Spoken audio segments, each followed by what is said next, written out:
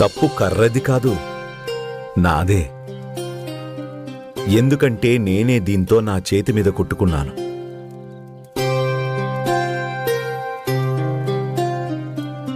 అదే విధంగా మురళి, నీ మీద కోపంగా ఉన్న వాళ్లది తప్పు కాదు.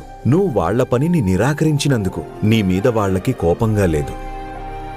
ఎందుకు కోపంగా ఉన్నారంటే నువ్వు వాళ్లకి నీ అహంకారాన్ని చూపించావు కాబట్టి. పట్నంలో నువ్వు పెద్ద పెద్ద పనులు చేస్తున్నావు కాబట్టి గ్రామంలో చిన్న పనులు ఇక చెయ్యవు అని అన్నావు నువ్వు.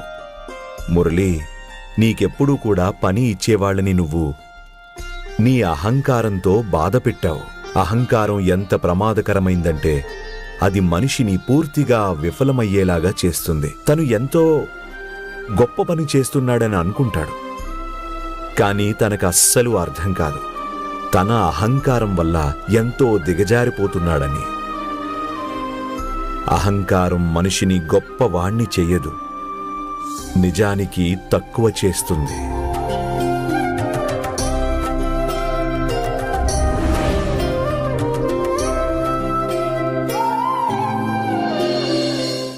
నా తప్పుని నేను తెలుసుకున్నాను.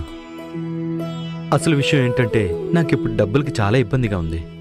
మీరు నాకు కొంత డబ్బిస్తే నేను మీ పనిని త్వరగా పూర్తి చేస్తాను. అలాగే నేను నా పనిని శ్రద్ధతో చేస్తాను. ఏం పర్వాలేదు, తప్పు అందరి వల్ల అవుతుంది.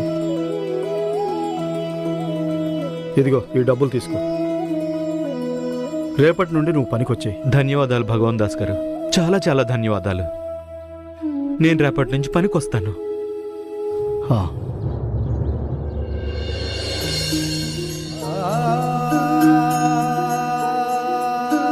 సాయి ఇతనితో చెప్పారు అహంకారంగా ఉంటే పని చెడిపోతుందని.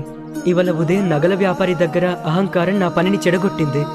లేకపోతే ఈ పాటికి నాకు డబ్బు దొరికేది.